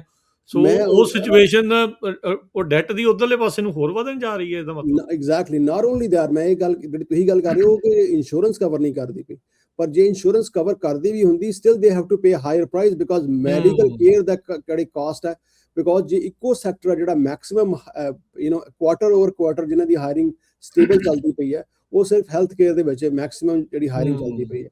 ਔਰ ਜਿੱਥੇ ਉੱਥੇ ਖਾਸ ਕਰਕੇ ਜਿੱਥੇ ਉੱਥੇ ਲੇਬਰ ਦੀ ਸ਼ਾਰਟੇਜ ਹੈਗੀ and they are actually paying higher prices, ਤੇ ਮੈਡੀਕਲ ਕੇਅਰ ਦੀ overall medical not insurance medical care ਦੀ ਜਿਹੜੀ ਹੈ ਕਾਸਟ ਵਧਦੀ ਪਈ ਹੈ। ਪਰ ਕੁਝ ਚੀਜ਼ਾਂ ਜਿੱਦਾਂ ਕਾਰ, ਇਹਦੇ ਬਾਰੇ ਮੈਂ ਤੇ ਘੱਟ ਕਹਾਂਗਾ ਪਰ ਸ਼ਾਇਦ ਹਰਜੋਤ ਭਾਜੀ ਜ਼ਿਆਦਾ ਗੱਲ ਕਰ ਸਕਦੇ ਕਿ ਕਾਰ ਇੰਸ਼ੋਰੈਂਸ ਜਿਹੜੇ ਪ੍ਰਾਈਸ ਨੇ ਉਹ ਕਿਤੇ ਨਾ ਕਿਤੇ ਥੋੜੇ ਜਿਹੇ ਘਟੇ ਨੇ। ਹੋਟਲ ਪ੍ਰਾਈਸਿੰਗ ਜਿਹੜੀ ਹੈ ਤੁਹਾਡੀ, ਬਿਕਾਜ਼ ਹੁਣ ਆਉਣ ਵਾਲੇ ਮਹੀਨਿਆਂ 'ਚ ਖਾਸ ਕਰਕੇ ਟਰੈਵਲ ਘਟ ਜਾਂਦਾ ਤੇ ਜਿਹੜੀ ਹਸਪਿਟੈਲਿਟੀ ਦੇ ਵਿੱਚ ਉਹਦੇ ਵਿੱਚ ਜੌਬਾਂ ਦਾ ਵੀ ਫਰਕ ਪੈ ਸਕਦਾ, ਪਰ ਓਵਰਆਲ ਹਾਊਸਿੰਗ ਪ੍ਰਾਈਸਿਸ ਵੀ ਘਟੀ ਹੈ। ਤੇ ਇਹ ਜਿਹੜੀ ਓਵਰਆਲ ਜੇ ਆਪਾਂ ਟੋਟਲ ਸੋ ਇਹਦੇ ਵਿੱਚ ਇਸ ਇਕੋਨਮੀ 'ਚ ਕੀ ਡੂਜ਼ ਐਂਡ ਡੋਂਟਸ ਨੇ, ਜੇ ਤੁਸੀਂ ਇਹ ਜਾਂਦੇ ਇਸ ਦੇ ਵਿੱਚ ਦੱਸਣਾ ਚਾਹੋ ਇਸ ਵੀਕ ਦੇ ਲਈ ਕੀ ਤੁਸੀਂ ਕਹਿੰਦੇ ਵੀ what are the do's and don'ts? So do's ਤੇ ਇੱਕੋ ਹੀ ਹੁੰਦਾ ਕਿ generally always build your emergency fund 3 to 6 months, ਜਿੰਨੇ ਤੁਹਾਡੇ ਐਕਸਪੈਂਸਿਸ ਹੈਗੇ ਨੇ ਮੇਕ ਸ਼ੋਰ ਕਿ ਤੁਹਾਡੇ ਕੋਲ ਐਕਸਟਰਾ ਪੈਸੇ ਹੋਣ। Do not carry any credit card with high debt, because ਸਭ ਤੋਂ ਜ਼ਿਆਦਾ ਤੁਹਾਡਾ, because I am in this industry for last 20 years, ਮੈਨੂੰ ਇਸ ਗੱਲ ਦਾ ਪਤਾ ਕਿ ਸਭ ਤੋਂ ਵੱਡਾ ਜਿਹੜਾ ਤੁਹਾਡੀ ਲੀਕੇਜ ਹੈ ਤੁਹਾਡੇ ਸਿਸਟਮ ਦੇ ਵਿੱਚ, ਉਹ ਜਿਹੜਾ ਤੁਸੀਂ 25-30% ਇੰਟਰਸਟ ਰੇਟ ਪੇ ਕਰਦੇ ਹੋ ਕ੍ਰੈਡਿਟ ਕਾਰਡ ਦੇ ਉੱਤੇ ਜਾਂ ਕਿਸੇ ਵੀ ਇੱਦਾਂ ਦਾ। ਕਿਉਂਕਿ ਜੇ ਆਪਾਂ ਘਰਾਂ ਦੀ ਗੱਲ ਕਰੀਏ 7% ਤੇ ਆਪਾਂ ਕਹਿਣ ਲੱਗੇ ਬਹੁਤ ਹਾਈ ਇੰਟਰਸਟ ਹੈ, ਪਰ ਕ੍ਰੈਡਿਟ ਕਾਰਡ ਤੇ ਹੀ 25% ਪੇ ਕਰਦੇ ਵੀ ਨਹੀਂ, ਇੰਨਾ ਕਰਦੇ। So this be very careful with that. ਤੇ ਜੇ ਆਪਾਂ ਔਰ ਦੂਜੀ ਜਿਹੜੀ ਗੱਲ ਕੀਤੀ ਕਿ ਡਿਵਰਸੀਫਾਈ, ਚਾਹੇ ਤੁਸੀਂ ਸਟਾਕ ਬੌਂਡ ਤੇ ਕੈਸ਼, ਇਹਨਾਂ ਤਿੰਨਾਂ ਦੇ ਵਿੱਚ ਡਿਵਰਸੀਫਾਈ ਕਰੋ ਔਰ ਕੈਸ਼ ਸਾਰਾ ਨਾਲ ਰੱਖੋ। ਅੱਗੇ ਮੈਂ ਕਈ ਵਾਰ ਕਿਹਾ ਕੈਸ਼ ਰੱਖੋ, ਬਿਕਾਜ਼ ਕੈਸ਼ ਦਾ ਪ੍ਰੋਬਲਮ ਇਹ ਹੈ ਕਿ ਜਿੱਦਾਂ ਇਨਫਲੇਸ਼ਨ ਵੱਧਦੀ ਜਾਂਦੀ ਹੈ ਤੁਹਾਡੇ ਕੈਸ਼ ਦੀ ਵੈਲਿਊ ਘਟੀ ਜਾਂਦੀ ਹੈ। ਔਨ ਦਾ ਕੰਟਰੀ ਜੇ ਤੁਸੀਂ ਲੋਨ ਲਿਆ ਹੁੰਦਾ, ਲੈਟਸ ਸੇ ਕਿ ਤੁਸੀਂ ਅੱਜ ਦੀ ਡੇਟ ਦੇ ਵਿੱਚ $1 million ਦਾ ਲੋਨ ਲੈ ਲੈਂਦੇ ਹੋ, ਤਾਂ ਆਫ ਕੋਰਸ ਜਦੋਂ ਕੈਸ਼ ਦੀ ਵੈਲਿਊ ਘਟਦੀ ਹੈ so technically you are gaining. So ਜੇ ਤੁਹਾਡੇ ਕੋਲ if you have loan then inflation helps you, but if you have cash ਤੇ ਤੁਹਾਨੂੰ ਇਨਫਲੇਸ਼ਨ ਜਿਹੜੀ ਹੈ ਉਹ ਨੁਕਸਾਨ ਕਰਦੀ ਹੈ। ਬਿਕਾਜ਼ ਜੇ ਮੇਰੇ ਕੋਲ ਅੱਜ ਮੰਨ ਲਓ ਕਿ 3 ਲੱਖ ਹੀ ਤੇ ਉਹ ਜੋ 3% ਤੁਸੀਂ ਜਾਂ 4% ਤੁਸੀਂ ਘਟਾ ਇਹਨਾਂ ਨਾਲੇ ਤਾਂ 3% ਇੰਟਰਸਟ ਵਾਲੇ ਉਹ ਜਿਹੜੇ ਆ ਉਹ ਉੱਥੇ ਪਾਰਕ ਕਰਕੇ ਰੱਖ ਲਓ ਜੇ ਉਹਨਾਂ ਦੇ ਬੈਂਕ 'ਚ ਹੀ ਪਾਉਣੀ ਆ, ਜਾਂ ਜਿਹੜੀਆਂ ਸੀਡੀਆਂ ਜਿਹਨੂੰ ਆਖਿਆ ਜਾਂਦਾ ਆ ਟੀ ਬੌਂਡਸ ਆ, ਟੀ ਯੀਲਡ ਵਾਲੇ ਜਿਹੜੇ ਹੁੰਦੇ ਆ, ਉੱਦਾਂ ਦੇ ਵਿੱਚ ਸੋਚਿਆ ਜਾ ਸਕਦਾ ਹੈ। ਬਿਲਕੁਲ। ਸੋ ਕੈਸ਼ ਤੋਂ ਥੋੜਾ ਜਿਹਾ ਬਚ ਕੇ ਰੱਖੋ। ਅਤੇ ਘਰ ਜਿਹੜਾ ਆਈ ਥਿੰਕ ਘਰਾਂ ਦੀ ਪੇਮੈਂਟ, ਘਰਾਂ ਨੂੰ ਲੈਣ ਨੂੰ ਇੱਕ ਵਾਰੀ ਤੁਸੀਂ ਥੋੜਾ ਜਿਹਾ ਹੋਰ ਅਜੇ ਵੇਟ ਕਰ ਲਓ। ਆਫ ਕੋਰਸ ਸਮਰ ਕਰਕੇ ਬਹੁਤ ਜ਼ਿਆਦਾ ਇਨਵੈਂਟਰੀ ਹੀ, ਪਰ ਇਨਵੈਂਟਰੀ ਘਟ ਜਾਣੀ ਅੱਗੋਂ, ਬਟ ਸਟਿਲ ਜਿਨ੍ਹਾਂ ਦੇ ਘਰ ਨਹੀਂ ਵਿਕੇ ਦੇ ਪ੍ਰੋਬਬਲੀ ਬੀ ਦੀ ਮੋਰ ਮੋਟੀਵੇਟਡ ਸੈਲਰਸ। ਤੇ ਦੂਜੀ ਸਭ ਤੋਂ ਇੰਪੋਰਟੈਂਟ ਗੱਲ ਜੇ ਤੁਸੀਂ ਕੁਝ ਵੇਚਣਾ ਚਾਹੇ ਤੁਹਾਡੇ ਸਟਾਕ ਨੇ, ਟੀ ਬੌਂਡਸ ਨੇ, ਜਾਂ ਤੁਹਾਡਾ ਕੋਈ ਬੌਂਡਸ ਨੇ, ਐਨੀਥਿੰਗ, ਜਾਂ ਘਰ ਵੀ ਹੈ, do not panic sell, because you don't know ਕਿ ਕੱਲ੍ਹ ਨੂੰ ਕਿੱਥੇ ਹੋਣਾ। ਜਸਟ ਬਿਕੋਜ਼ ਮਾਰਕੀਟ ਖਰਾਬ ਹੁੰਦੀ ਹੈ ਇਸ ਟਾਈਮ ਕੋਈ ਪੈਨਿਕ ਸੈਲ ਨਾ ਕਰੋ। ਔਰ ਜੋ ਵੀ ਤੁਹਾਡੇ ਕੋਲ ਹੈਗਾ, ਚਾਹੇ ਤੁਹਾਡਾ ਪੋਰਟਫੋਲੀਓ ਹੈ, ਚਾਹੇ ਤੁਹਾਡਾ ਘਰ ਹੈ, ਚਾਹੇ ਤੁਹਾਡੇ ਸਕਿੱਲਸ ਨੇ, ਡਿਵਰਸੀਫਾਈ, try to learn more because things are changing at a dynamic speed. So if we cannot catch up with this, things are going to be, ਪਰ ਜੇ ਆਪਾਂ ਨੂੰ nutshell ਚ ਕਰੀਏ, things are slightly better than last month, but how better, what is going under the belly, we don't know. This is crucial year, and ਖਾਸ ਕਰਕੇ September mid ਤੱਕ ਆਪਾਂ ਨੂੰ ਥੋੜਾ ਜਿਹਾ ਜੇ ਸਾਹ ਘੁੱਟ ਕੇ ਚੱਲਣਾ ਪੈਣਾ। ਹੱਥ ਘੁੱਟ ਕੇ ਜਿਹੜਾ ਉਹ ਚੱਲੋ, ਵਿਚਾਰ ਕਰਕੇ ਜਿਹੜਾ ਉਹ ਚੱਲੋ ਕੀ ਕੁਛ ਜਿਹੜਾ ਇਸ ਦੇ ਵਿੱਚ ਜਿਹੜਾ ਉਹ ਹੋ ਰਿਹਾ ਹੈਗਾ ਆ। ਅਤੇ ਨਿਰਮਲ ਮਾਨ ਜੀ, ਬਹੁਤ ਬਹੁਤ ਧੰਨਵਾਦ, ਬੜੀ ਮਿਹਰਬਾਨੀ ਅੱਜ ਦੇ ਇਸ ਮਾਰਕੀਟ ਪਲਸ ਪ੍ਰੋਗਰਾਮ ਦੇ ਲਈ, ਅਤੇ ਅਗਲੀ ਵਾਰ ਤੱਕ ਲਈ ਧੰਨਵਾਦ। ਸਤਿ ਸ਼੍ਰੀ ਅਕਾਲ। ਸਤਿ ਸ਼੍ਰੀ ਅਕਾਲ ਜੀ, ਥੈਂਕ ਯੂ।